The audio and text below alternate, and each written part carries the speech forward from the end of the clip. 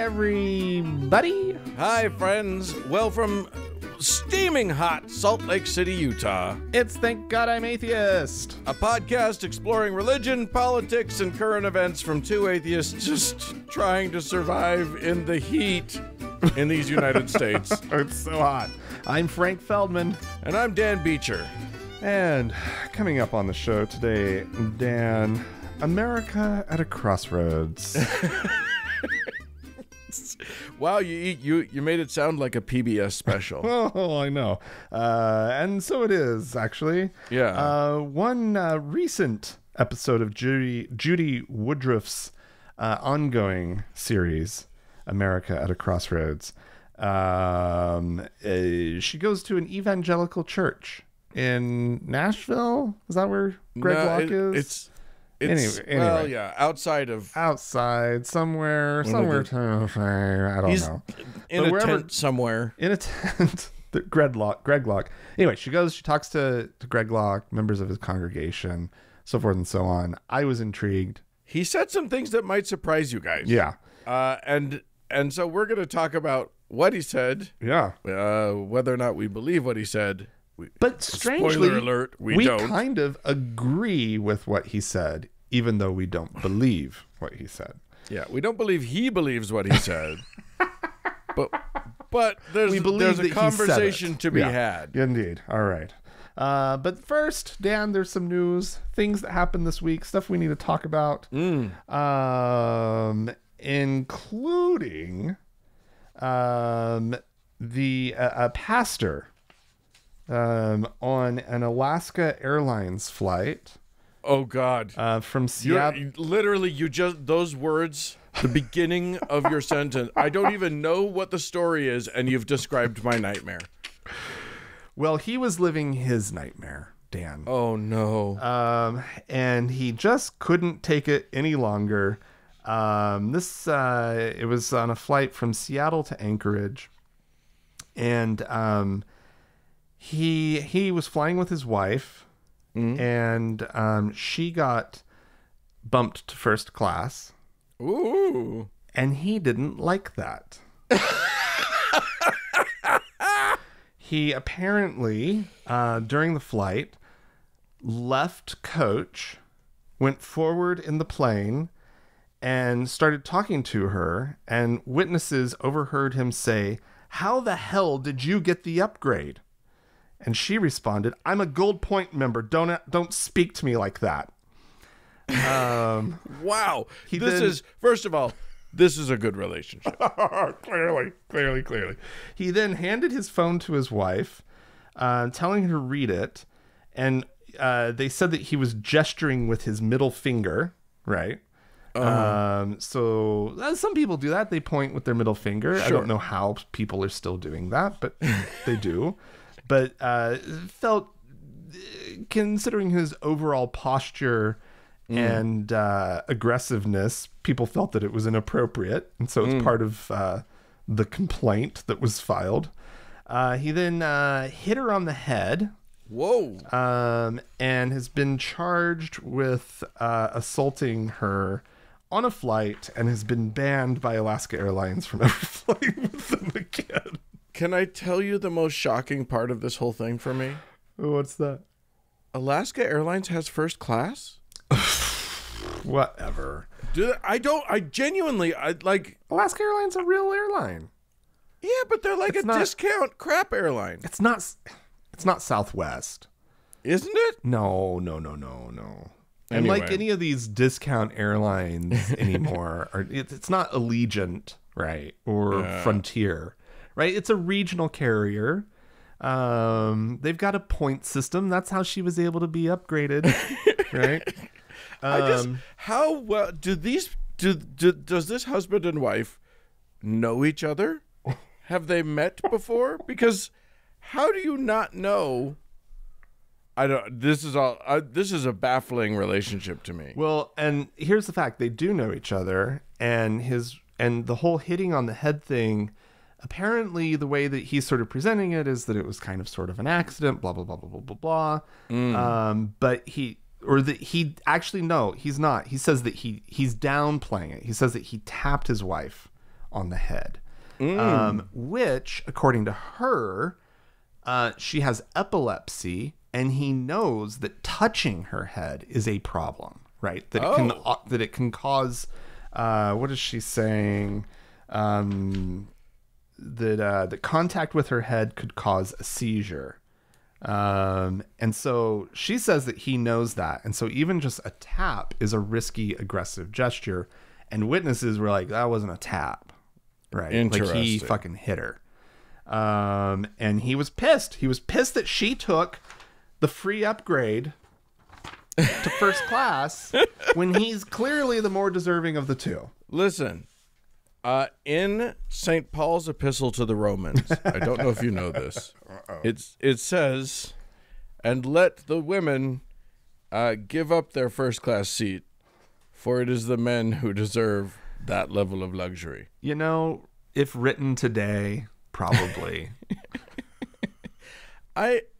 Yeah. Is that husbands love your or wives? Where is that? I don't know. I mean, it is so funny to me. Like, I am positive that if that guy hadn't been caught in all of this, like that's it. Like, let's go back a week before this incident happens, and someone brings to his attention a story about how, you know, men aren't holding doors open for women anymore. He would have done a whole sermon about how chivalry should come back and how blah, blah, blah. But the second it inconveniences him in the least, or he's like made to like be a little less selfish than he was the time before. Oh no. Right. Well, it's absurd. Well, chivalry, Dan, is just as much about keeping women in their place, as it is about. That's the actual truth. That's not what else he would say. Right. Wow, I love it. You know, here's the thing. I will admit, something about air travel does something to your brain. It's like. I have behaved a little badly, Dan, at times. What did you do? Oh, I don't remember the exact circumstances. Oh, sure you do. I don't. I just remember that, like, after the fact, I was like, well, like Andrea and I have a thing where if there's one upgrade to be had, we don't care. One of us can go and take it. You know what I mean? Right. And we'll rock, paper, scissors for it or whatever. It doesn't matter. It's other times it's like, you know, we'd rather just sit together, whatever. But there have been moments where I've been like, yeah, but there's an upgrade. So sometimes your brain just short circuits a little bit. I get that, but like, no, you definitely don't. Like, how the hell did you get it? What's going on? How did you get it? That's amazing.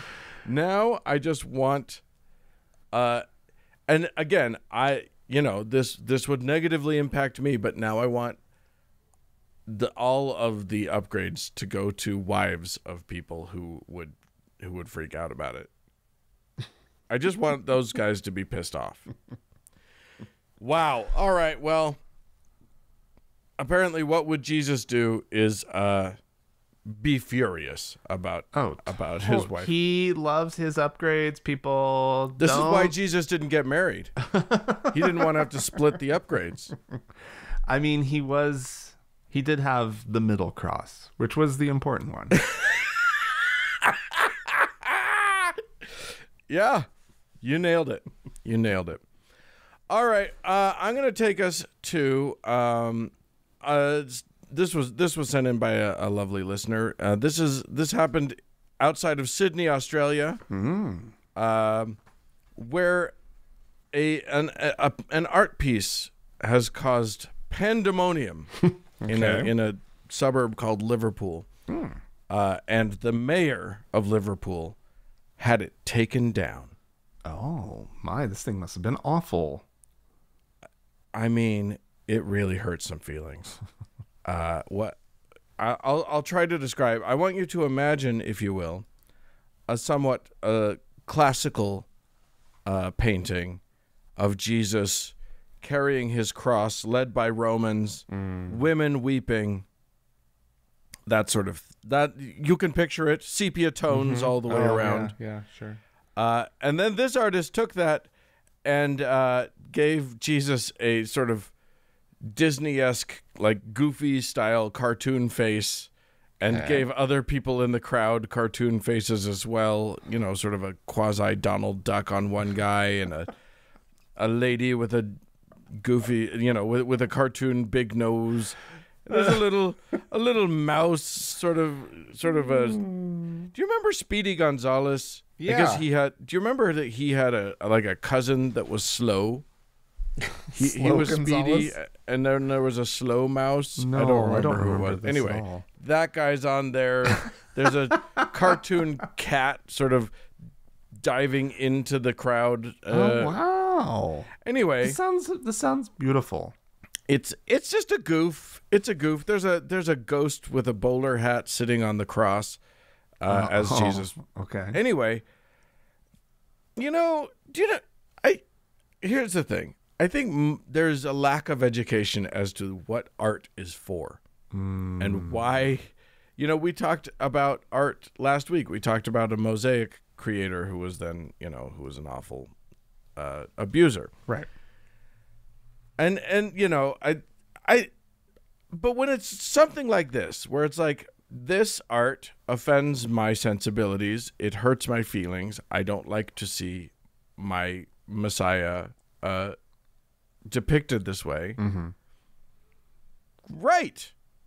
Congratulations, art. Like, sometimes art is there to make you feel good and nice, and sometimes art is there to make you feel gross, and you got to think about it. And you sort of, like, that's the best moment in art, when you need to sit back and go, what does this mean? And why is it impacting me this, this powerfully? Right, yeah. But that's not what anybody wants to do. No, they don't want to do that. They just want to be offended and complain. Right. The mayor of Liverpool had a very odd quote. I thought this was a very bizarre quotation in The Guardian, which said, he said, "The Christian Messiah and the Muslim Messiah, Jesus, has no connection to the cartoon character Goofy." Oh, wow. I mean... Excuse me. What's that bit about the Muslim Messiah? Sure, there's that. But there is no connection to Goofy. Right. He's True. right. You're not incorrect on that point. The artist has drawn a connection. Yeah. Can we talk? Do you care to go into why you think the artist may have done such a thing? Anyway, it's just so silly. Yeah. So wait a second. Back up. Where? So the mayor orders it taken down. Where was it hung? In a gallery. A public gallery, I assume. How would the mayor have the authority to? Well, the mayor didn't order it to be taken down. Okay. The mayor called for it to be taken down. Okay. I understood the like. And I was like, was this like at a public art show? Of some kind? Yeah. Okay. Maybe it was. I think it was part of a city council like prize or whatever. You know what I mean? Like it won some sort of. It was an exhibition from the Blake Art Prize exhibition. Wow. Okay. Anywho, but it offended the art. The art did what it was supposed to do. As the artist, yes, was very aware of when doing this. Yeah, this the was artist going to offend people. Right. The artist was a person named Phil James. Phil knows what he's doing. Yeah. He is perfectly aware. And guess what? You fell for it. Right? Yeah. Maybe try to outwit the artist next time. Right? Right? Because you 100% now two ding-dongs in Salt Lake City are talking about it on their podcast. Right, yeah, mentioning his name. Right? Yeah. Like, guess what you just did, Mayor of Liverpool? Yeah. Yeah, literally, apparently the artist received in the neighborhood of 200 very very nasty social media messages. Oh, wow. The artist said, I do like stirring up a bit of a reaction with my work, but the novelty very quickly wore off Friday. The level of vitriol and sheer volume of it was actually frightening. Oh, my God. I think there were threats. There were all sorts of... There was nastiness. Oof. Which probably means, this article doesn't say it, but probably means that, you know, some churchy person got a hold of it and saw that they could make hay, and hay they made. Yeah. So anyway, with the artist's approval, it has come down because it was just so...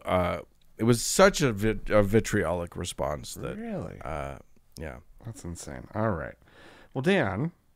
Yes. I have just a beautiful story here, Dan. Oh, good. About a baseball player who found Christ. Oh, hooray. This is wonderful. Just beautiful. First Where was he? He found... we've all been looking for him for a while now. Apparently he was in Nashville. Oh. Because that's where... Well, that's why you can't find him. First baseman Wes Clark found Jesus. Okay. Wes Clark plays for the Nashville Sounds. That's their local AAA team. Okay. And they decided they were gonna that this was gonna be an event, Dan. Oh. And the so, finding of Jesus? Yeah, he was. They would hide him in the outfield, and then he'd pop up. Hello. No, his baptism was going to be an event. Oh dear. And so he was baptized by a teammate in a horse trough. Yeah. Out on the field. Yeah. Right after their game this last week, where they beat the Memphis Redbirds 4-1. But both Wes Clark and his baptizer wore Jesus Won t-shirts. Oh God! During his baptism, and this was all fully sanctioned. About half the crowd hung out for it after the game, and they had originally wanted to do this much more appropriately, perhaps, although also inappropriately, but whatever. At the club's Faith and Family Night. Which is the inappropriate thing as well, I guess. But they announce it. I guess there's that. Look, this isn't a government entity. I know. They can have. It's a privately owned thing. It's a private They can be as event. Jesus-y as they want to be. But there's sort of a civic connection that the local sports team has. A sense of that it belongs to, even though there's a wealthy owner, that it belongs to everyone, right? Right. That it's our thing, right? Yeah. Right now, we're in the middle of losing our AAA team to the suburbs, and my neighborhood is very sad because we're where that team is, right? Yeah. And your neighborhood is called the ballpark neighborhood. Yeah, we literally are named after the fact that there's a ballpark right there. Very cleverly named ballpark. Yes. We're all very original here in Salt Lake City. But anyway, there ends up being a real strong civic connection, right? Yeah. And so there's sort of maybe a sense of propriety that people should have. But if they're going, but they have teams have a pride night or whatever, and so I'm not going to begrudge them of having a faith night. Yeah. If that's a thing that the local community is going to be into. I'm sure there's a prayer at the beginning and whatnot. But anyway, the baptizer had wanted to do it that night. But unfortunately, he kind of came forward with the idea a little too late. And the owners of the team were just like, we just don't have enough time. Where am I going to get a trough on short notice? And water at a, but they had agreed that they would do it at a future date. And I guess they announced it to the team, and they think they're being all sort of cool and everything. Yeah. They're like, hey, this is a quote. He says, at the team meeting before the game, I was like, hey guys, you may be a Christian, you may not. You may support what we're doing, but you may not. But I think it'd be really cool if you guys were there to support Wes as a teammate. Everyone was like, yeah, man, we're all about it. So everybody stuck around. It was pretty cool. he says. We even had a couple guys from the other team stick around. So anyway, so they had this big old baptism, and it was just great and beautiful, and everybody felt just the love of Christ descend down upon them. Yeah. And it was amazing. All I'm hearing is a missed opportunity. A glaring missed opportunity. Oh? How, at a baseball baptism, which, by the way, that is a prime title for a dumb Christian movie. Somebody needs to do that.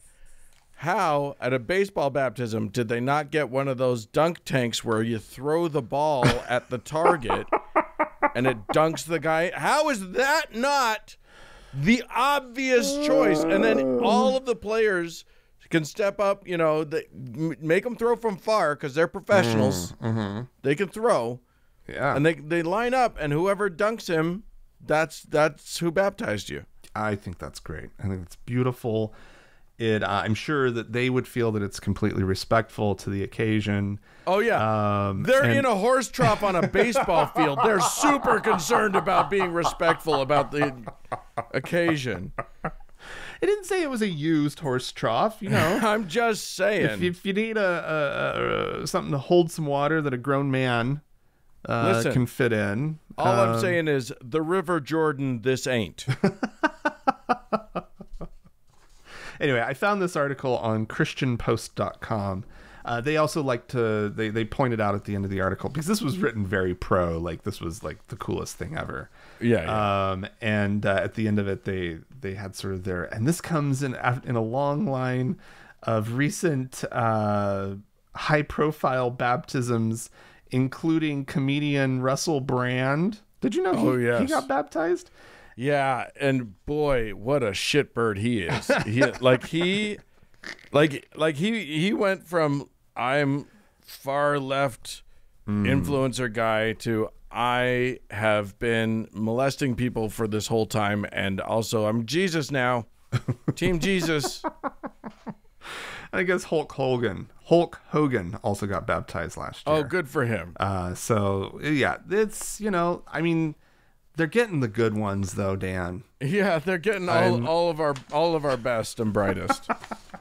For sure. Oh Lord. All right. Well, wow, I forgot that we had a whole rest of the show. There's more. There's more. But wait, there's more. So we talked, I think it was last week, about you had brought up a story about a church losing its insurance for molestation. Apparently they need to get molestation insurance, and that church was denied. Well, there's another problem. There's actually a much greater problem, and that is that churches all over the country here in these United States are being dropped by their insurance carriers. Not their molestation insurance, but their, just their regular insuring their building insurance. Oh, really? And it's happening a lot. Okay. It's due to a combination of things. One of them being that, there were supply chain issues during the pandemic, and the cost of construction sort of skyrocketed. And now, unfortunately, that hit these insurers really hard because, if a church was to have a claim, there was a fire or there was a whatever, rebuilding cost a fortune. And their supply, their funds were depleted. And I don't know if you've heard this, something's going on, but the weather seems to be getting worse and worse and worse all over. And so a lot of churches are kind of in the path of tornadoes, hurricanes. Oh boy. Torrential downpours that they didn't used to have, that sort of thing. So because of, it's not like global warming's real, but if it were, it would have had all of these effects that they've been talking about, that they've been predicting would happen since the 90s. Right. Since earlier. And so, yeah, a whole bunch of churches are not able to get insurance, or their insurance is skyrocketing. Right. Okay. You know, yeah. And here's the other thing. This is a huge building that is open to the public, that has children and elderly people coming into it. All of this sort of it makes it more expensive to insure. Yeah. So there are plenty of a smaller congregation church just can't afford. They're already losing their people anyway. So when their insurance goes from $23,000 a year up to $80,000 a year, wow, that is a big increase. Yeah, holy cow. Yeah, that is a fascinating thing. And most of these are insurance companies that specialize in churches. So, like, this is their whole gig. I mean, but does that mean that they're more exposed, right? Like, if that's what they do, and churches are expensive to replace, and there's a lot of them getting knocked down. Yeah. But thanks to the hurricanes and tornadoes and whatnot. Churches that haven't ever even filed a claim are being dropped by their insurers because they happen to be, in the striking path of Hurricane Beryl or, whatever. Right. Or they're just in a in the zone of... Yeah. They're just in a danger zone, and the insurers are just like, no. Yeah. We can't. Wow. Well, that's going to be interesting to see how that plays out. I could see some, like, conservative legislators, like, trying to come up with some horrific rule or something. Right? For insurance companies. Like, you have to insure them.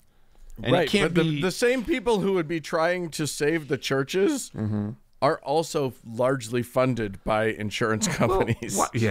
Why not just, when your building gets knocked down, have a fundraiser?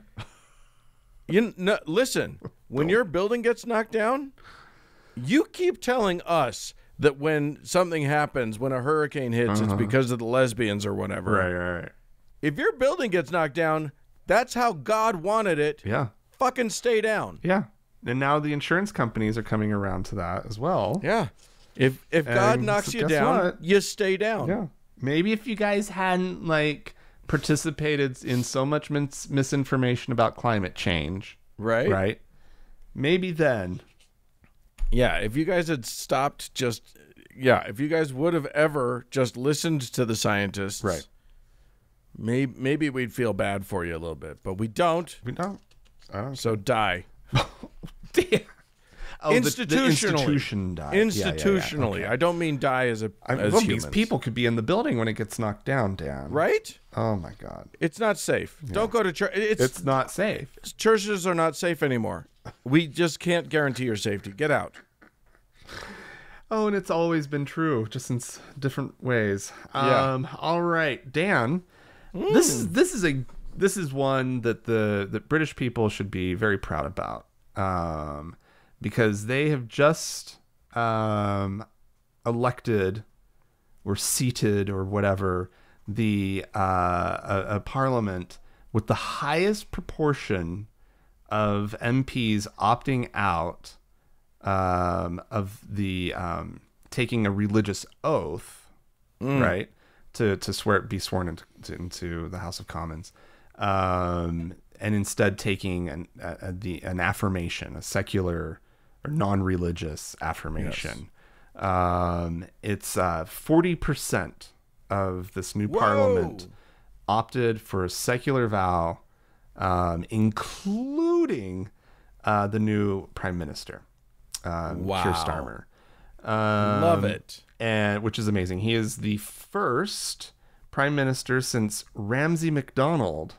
Don't just make people up, Frank.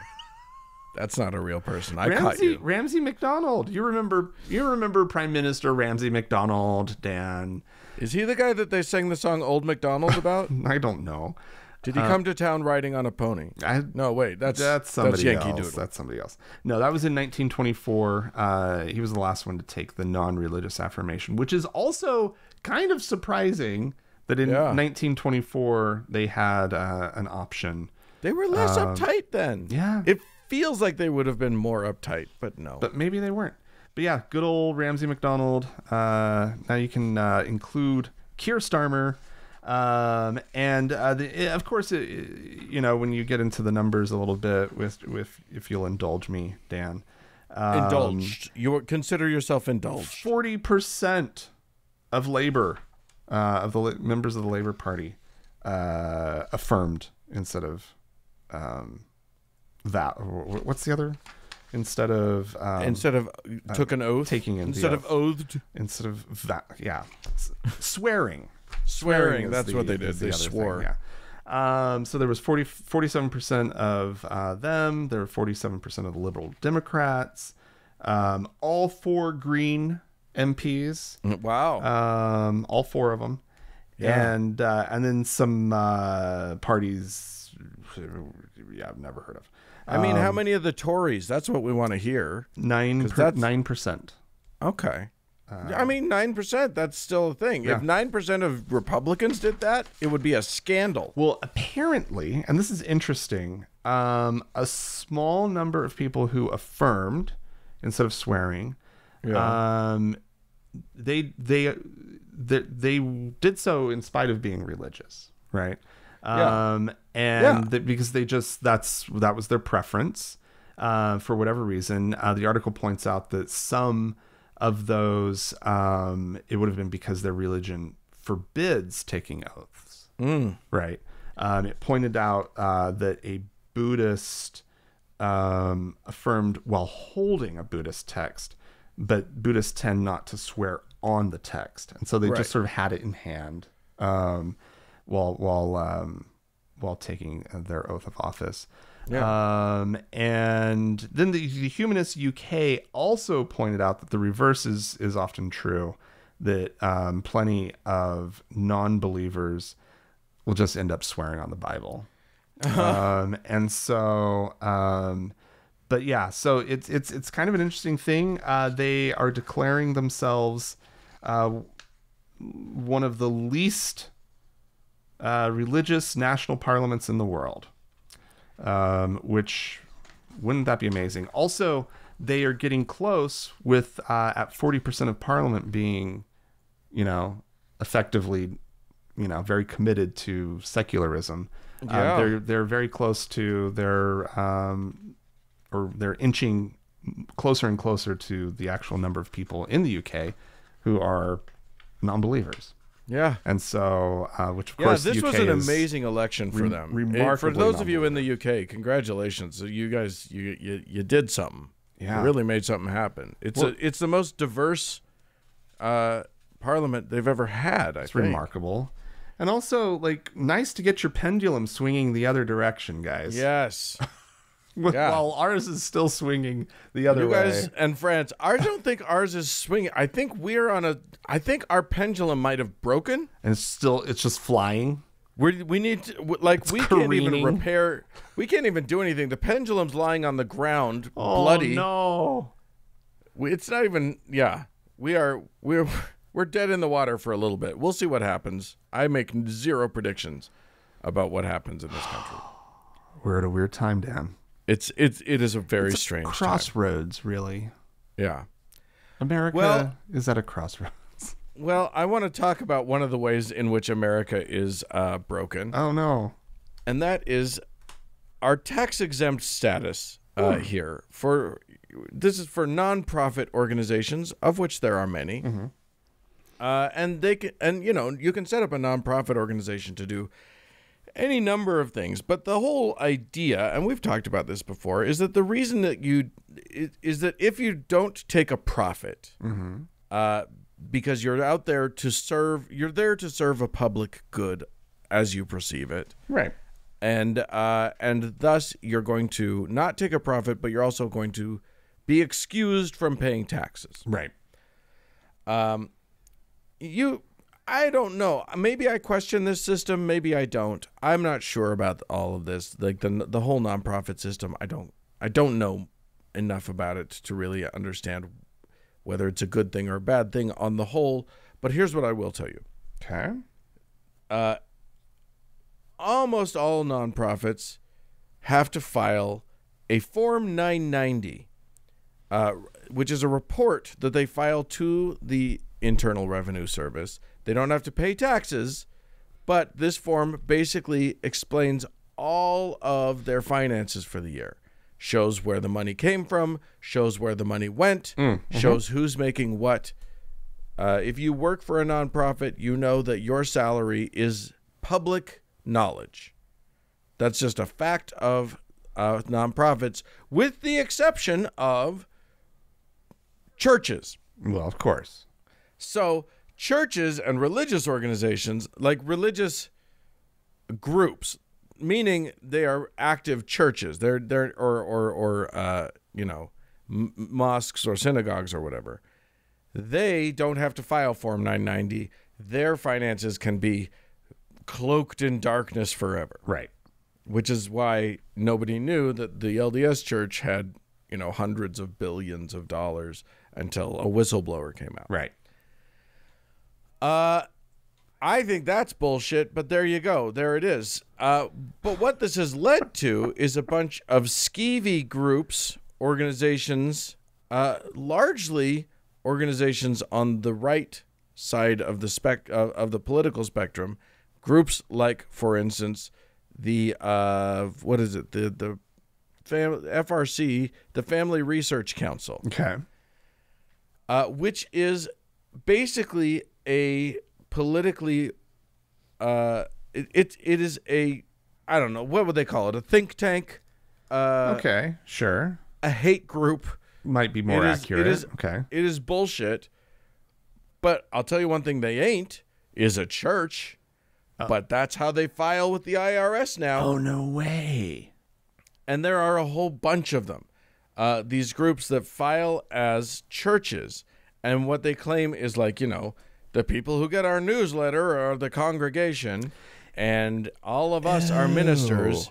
And blah, blah, blah. And then they don't have to file any of the forms about what they're doing with their money or where they get their money. These people have no shame. They would take advantage of the law that is written for their churches that they supposedly believe in. Right. In order to go off and do political things, which they know clearly don't fit into the intent of the law. They know it. Of course they do. Of course they do. Here's the thing. So, I want to get back to that. But I'll first just say that a group of congressional Democrats, led by Representative Jared Huffman and Susan Delbene.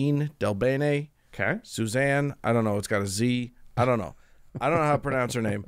Anyway, they have already asked the IRS to look into why the FRC is claiming to be churches, and why, and other groups. Why are they churches? Yeah. But here's the thing. I don't think that the IRS. I think that the IRS's current internal policy is, if an org says they're a church, and they fill out the forms that include this is our church credo and whatever. Right. They just accept that. And that's why I wanted to get to this.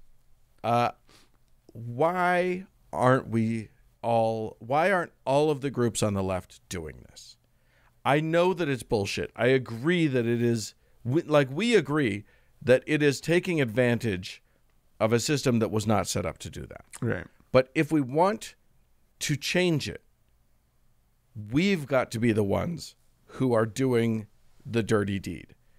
If it's within the rules, and we want the rules to be more stringent, because we're not saying that they're breaking the rules. We're saying that the rules aren't working. I think TGIA should be a church. I think our organization, our dumb podcast, should incorporate as a nonprofit and file as a church. Well, I have no problem with that, but I've talked to lawyers about this. Yeah. I talked to Jeff Blackwell, who is the main litigating attorney for the American Atheists. Yeah. And I said this to him, and here's the thing. People always joke about it. Right. And they chuckle about it. And he gave the obligatory chuckle, like, ha ha ha, yeah, wouldn't that be funny? And I was like, no.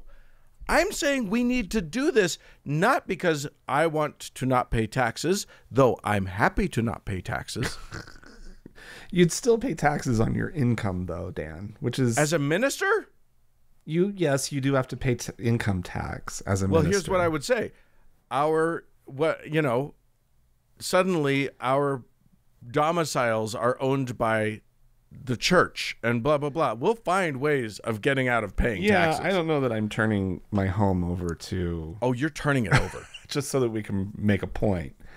But what I'm saying is... Maybe there's a way that the church could pay rent, and therefore it's like... Right, yeah. A rectory. I don't know how these things work. I mean, I take your idea, Dan. We can definitely talk about it offline. Right. We don't need to hash it out here. If a whole bunch of organizations like ours did this, if we could create a template for doing this so that groups, because I don't think we don't make a lot of money or whatever, but like, we could, if we were a nonprofit, everyone who donated to us suddenly has a tax write-off. Yeah, that's true. And we're all donation based. I think that the way to break this system, the way to fix this system, is to point out how broken it is.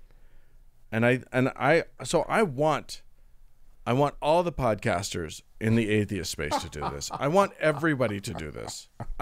If you're a for-profit thing, great. You need, if you're making good money doing your thing, go with what's right.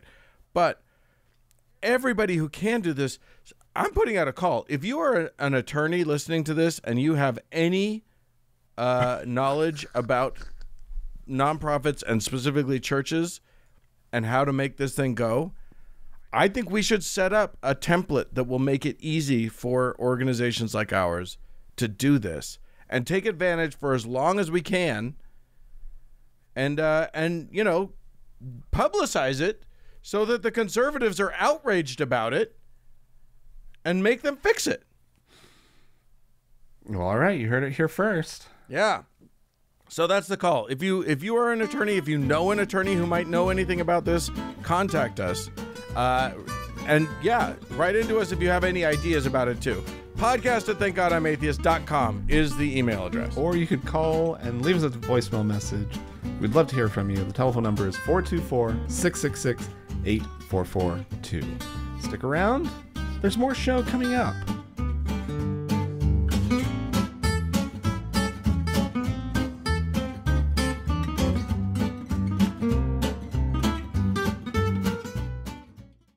Well, Frank, we had some folks write into us, so let's dive in to our listener people. Yeah. Jim wrote into us to say, "Hey guys, thanks for all the great work you do on the podcast. Today I'm offering a bit of a quibble about whether atheists are executed in Saudi Arabia, aka KSA, or I suppose that's the Kingdom of Saudi Arabia." Yeah, sounds right. This is not to defend a sometimes brutal land, but rather just to get the facts out. There's already enough misapprehensions and misinformation about KSA and Islam to go around. As one of you mentioned, it's not a good idea to go around proselytizing for atheism in the KSA, but I don't believe there's a specific crime of being atheist. What folks get executed for is blasphemy and apostasy, roughly hudud crimes and fasad, mischief/moral corruption. As though we couldn't be considered that. I know.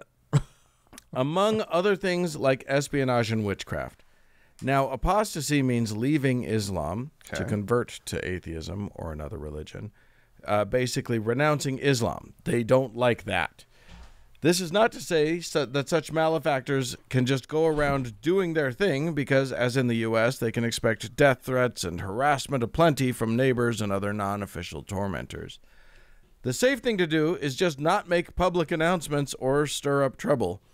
When I went to live in Riyadh, they wanted to know what religion I was. Although I don't have the original documents that I had to fill out to work there, I know for sure that I didn't name a religion or non-religion. I think I just wrote undeclared and had no problem. Okay. Now, I went to the U.S. State Department's website just to see what they had to say about this. And it says, this is me talking, Dan talking, not Jim. Okay. It says that the law criminalizes, quote, anyone who challenges either directly or indirectly the religion or justice of the king or crown prince. It says that the law bans the promotion of atheistic ideologies in any form. Any attempt to cast doubt on the fundamentals of Islam, publications that contradict the provisions of Islamic law, and other acts including non-Islamic public worship, public display of non-Islamic religious symbols, conversion by a Muslim to another religion, and proselytizing by a non-Muslim. I mean, So you think- and I are in dangerous territory. Yeah, I just don't think we could possibly I go think there. as an atheist who, I think as Jim is pointing out, and this is the point I think that he's making, is as long as you don't say anything, you're Yeah. fine. But Don't wear one of our T-shirts. yeah. And that's, I mean, for what that's worth, I suppose, right? Like, Yeah, but because the law... like if a topic comes up that I don't feel free to talk about on, right? I think that's where, like, Yeah, anyway. that's where we landed.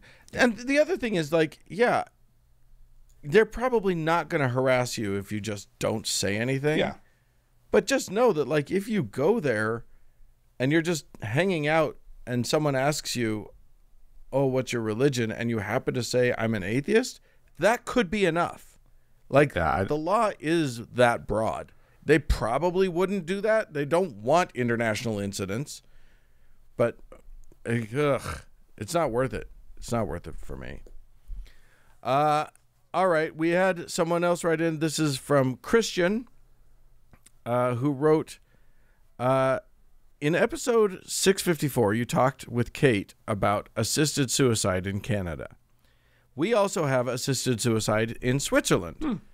The doctor provides the medication, but the patient has to push the button himself.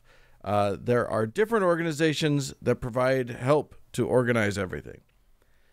This next part, this is Christian saying, this next part can be triggering to people who lost relatives. So that warning is out there. My own father was scared of having pain before his life end. He was a lifelong member of one of these assistance providers. He just wanted to fall asleep at the end and never wake up again. So the doctor did exactly that. We were all there, his kids, wife, and sister, to say goodbye. His friends called, and at the end, he fell asleep peacefully. I will never forget the sigh of relief and his smile when he pushed the button. He fell asleep, and the hospital did not provide food, water, or anything until he passed, only anesthesia. That's a form of assisted suicide, so the body shuts down on its own terms. It wasn't sad. He got his wish not to die in pain, and we could all say goodbye. It was a good end for a good man. I think that's beautiful. Yeah. And I it think should be an option available to us all. Yeah, and the fact that anyone would rather a person suffer in pain for the last however long of their lives. But Jesus wants them suffering. Well, I mean, that was Mother Teresa's take. Yeah, it was. Totally was. Gross. Yep. I don't approve of anyone who would rather see a person suffer than end things on their own terms. Indeed. So there you go. All right. Well, Do we have anyone to thank? We do, Dan. Hooray! We have a new teacher. Ooh. I'm sorry, a new deacon. Oh, lest we give away these. Oh my God! We almost gave too much power to someone who did not pay for it. Ooh, what a mistake that would have been. We're out here giving pretend magic powers away. And so yeah, but let's give it to appropriately to Derby Cat. So thank you Derby Cat. very Thank much you for so your much. support of the show. We really do appreciate it. If you'd like to join Derby Cat, you can do so. Go to our website, thankgodimatheist.com/donate. There's options. And as always, we have our top donor to thank, our Lord and Savior, Davis.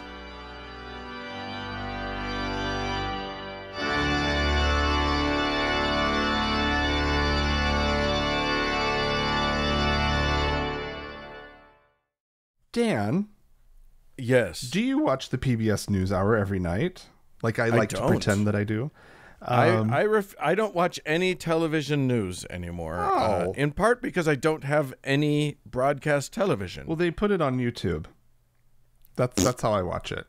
I And say it's a fine broadcast. It's thoughtful, in depth, right? Mm-hmm.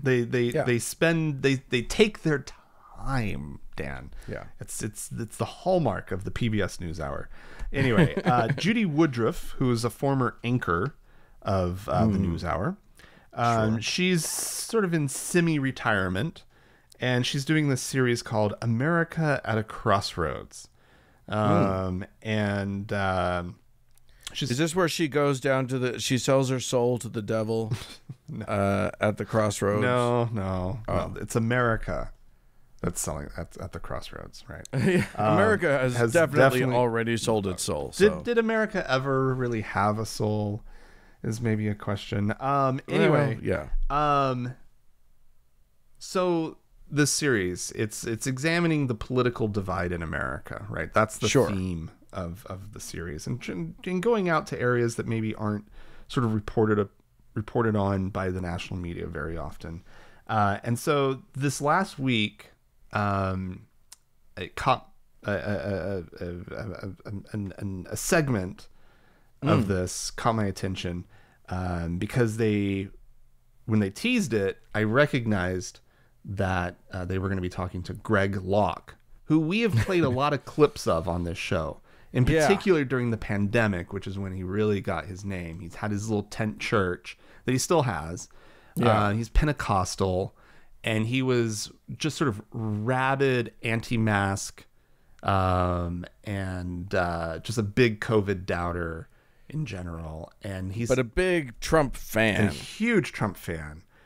Preached Trump just to the full-throated preaching of like I mean Trump. If there was a gospel, it was Trump.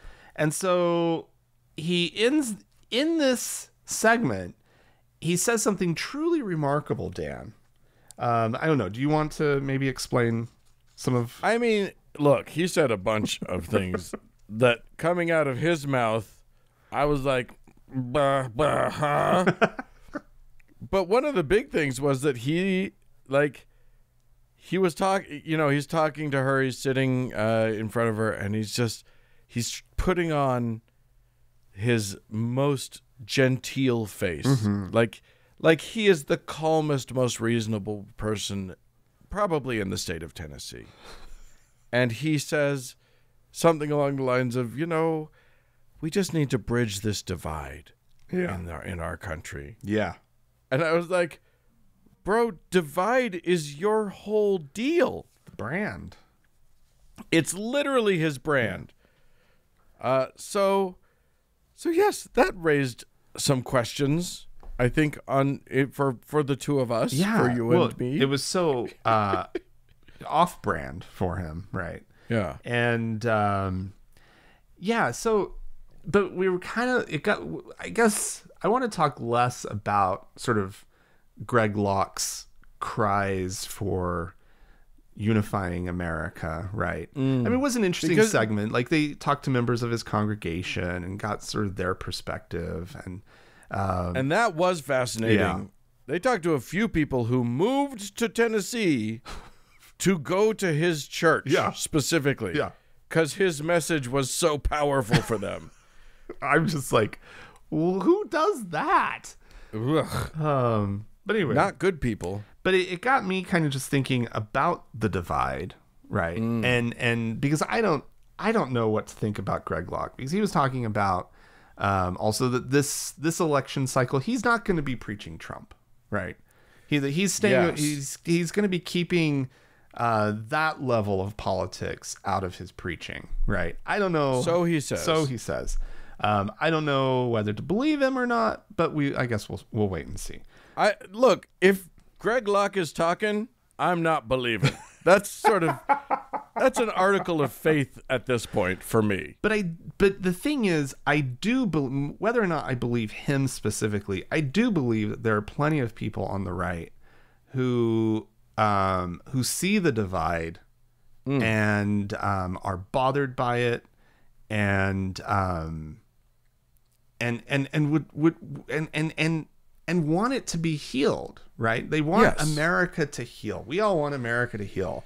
Like, I think we're all fucking tired of living in a society that is being torn apart, right? That we watch these divisions and we're all sort of baffled by it. It's this inscrutable problem, because how do you reach across to people who view the world so differently? And we know what these dividing lines are, right?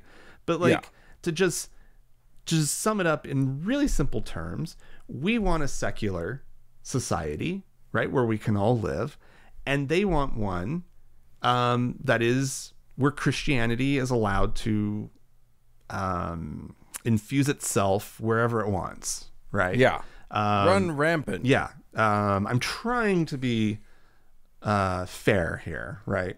But so, like, we both want it. We both want to see it end, but we have these red lines that we will not cross, and I don't see how we resolve them.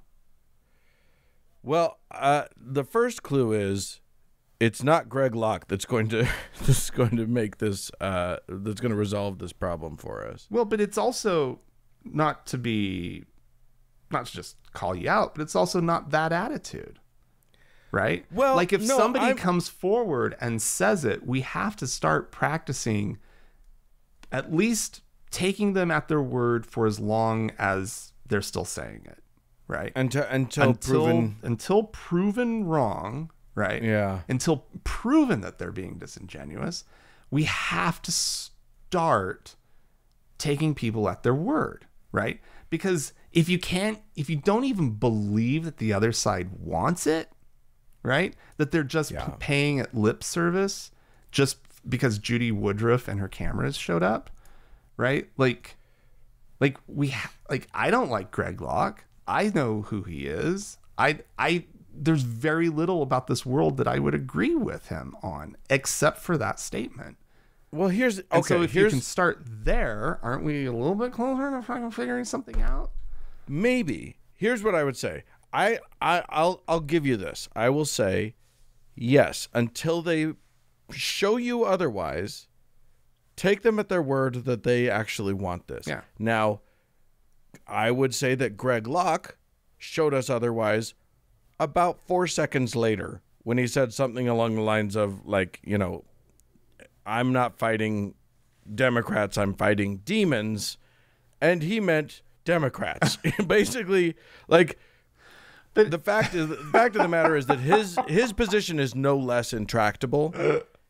He has just repositioned how he's talking about it. But other people might be able to be reasonable. Well, members of his congregation, maybe, or people like possibly. Them, right? I mean, like, but the problem is, here's the other problem, is that they are fed a continual diet of misinformation.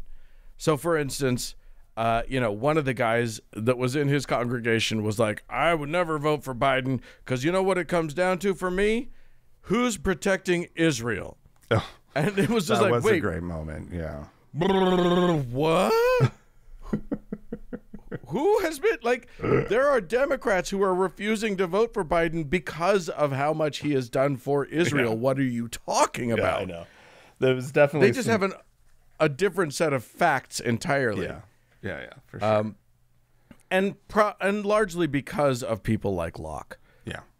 But also, that's a person who, why does he want to protect Israel? Because of some biblical bullshit, some quote in the Bible that, Greg Locke said to him at some point about he who protects Israel protects, I will protect them or whatever.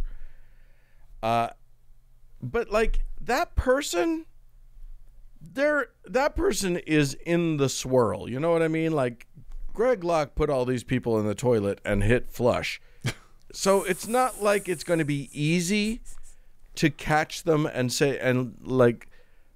direct them to let's have a reasonable flow of conversation. Right. But it's still possible. Right. That person, I believe it's possible. Right. And there are people who aren't. And look, don't bang your head against walls here. But I do think that you're right. There's the divide in this country is far too painful for all of us. And you and I have lived through times where people could disagree about politics and then find common ground. Right. They were still invited to next year's Thanksgiving. Right. and didn't literally demonize the other person for believing differently. Yeah. Just realized, they have, I don't agree with their perspective, but I don't think that makes them an evil human. Right. Which is not where we're at on either side of the aisle right now. No, I know. And that's why I'm saying that we have to start practicing something different, right? Just because I don't know what the answer is. I honestly don't. And I don't know if this is even, if this isn't just some Pollyanna, everything, we can solve all the world's problems, right? Right. Just by being nice. But I do think that it has to start with people, and it has to start with people deciding that they're just that immediate reaction that we have, right, to distrust the other side to the point that I think that they're just lying. Even if they're saying something that I want them to say, right, they're lying. Yeah. They're lying. I don't believe it. Right. And it's well, then how in God's name are we going to get anywhere? Right. If you can't even sure, maybe after the fact, like we were saying earlier, believe them until there's a reason to not believe them. Right. But if they're saying, I want to have a nice discourse with you. Right. Or I want to heal the nation. Right. Even though they're wearing a Trump t-shirt. Right. You have to go, okay, but all right, what does that look like? Can we have a conversation? Yeah. Can I listen to you? Because the immediate reaction that I know I have, right, all the time, and that I think that we kind of played out about Greg Locke on this episode is not one where we trust what people are saying. At any level. 100%. And look, you don't have to immediately trust a person who has been untrustworthy in the past. But if they say, hey, I'm on a new road, and you don't, and you're, if they acknowledge it, which he did one of the things that you can do is, instead of going, bullshit, and dismissing it, you don't have to trust them, but you can say, that's interesting. What are you doing? Right. What's new? How are you showing up for this? Right. I support that. If that's true, I want to support you in that. Right. Is this how can I show up for you, and what specific steps are you taking? Right. And how can I show up for you in that part of the journey. Right. And part of that involves not just saying, okay, you tell me all of the ways that you're now believing my thing, but also tell me why you believe your thing. And I want to actually hear you. And I may not agree with you, but I am going to, but at very least, let's start with our mutual humanity and an assumption of good faith. Right.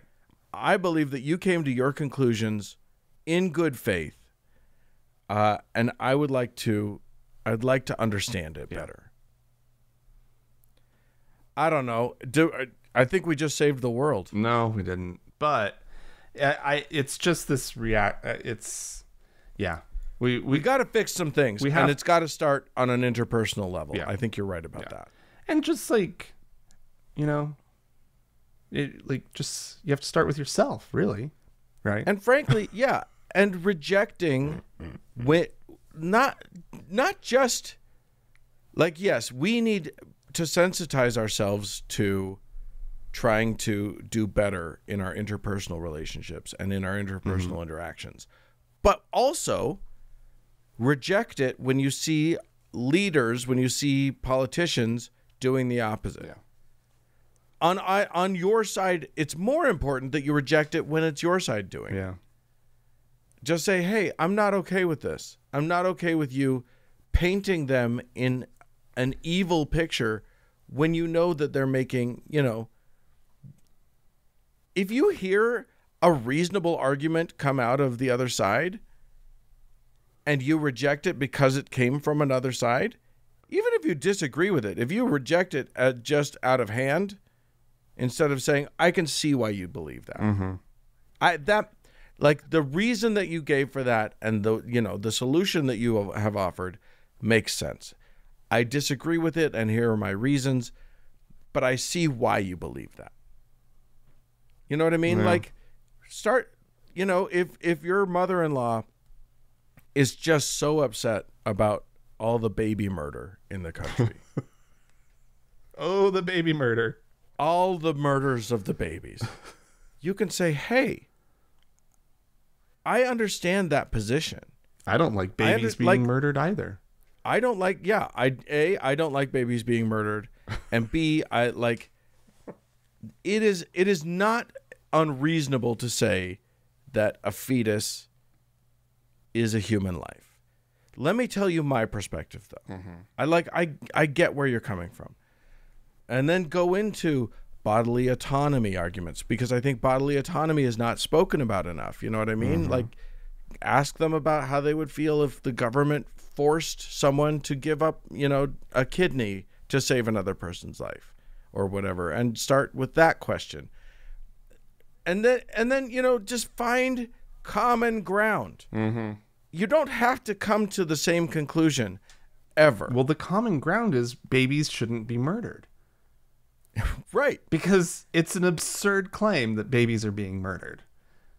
Well, I disagree that that's an absurd claim. I understand why people think that abortion could be considered murder. I guess if you think that the fetus is a baby. Right. But and I understand why people think that. But didn't Donald Trump during the debate actually talk about actual baby murder? Yeah, he said that the abortions were happening after birth. Right. Yeah. And so, that's where you can say, can we agree? This is what I'm saying. Yeah. That abortions are not happening after birth. Well, first... That he was just lying about that. And sometimes I guess you have to agree on terms, right? Yeah. You have to... Because you're right, though. If you have to have a conversation so that you're even talking about the same thing. Right. Because if they're talking about baby murder... I agree with that. But what did you just agree to? Right, exactly. And I think that that's actually a great idea. Start by saying, hey, let's just establish what we mean when we say certain words. And let's calm down the heightened rhetoric and the spoon-fed spin that we've been given by our idiot politicians. And let's just get down to what we mean when we say words and stuff. Yeah. That would probably go a long way right there. Probably. Yeah. Because Oh, America. It's cute. It was fun while we had it. It was fun while it lasted, and we'll see if we get a reprieve in the fall or if it's a highway to hell. I've been saying it a lot. I no longer make predictions about this country. I am mystified. Right now, like, we're supposed to know who the candidate is. I don't know that we do. I don't know that we do either. So it is. I mean, boy, this era will not be skipped in the history books. I'll say that. We're seeing a very interesting moment. That's the curse, right? Yeah. May you live in interesting times. Yeah. Or something along those lines. All right, friends. Well, hey, listen, everybody. I hope you can go out and have reasonable conversations in your life. That's the blessing that I wish upon all of you.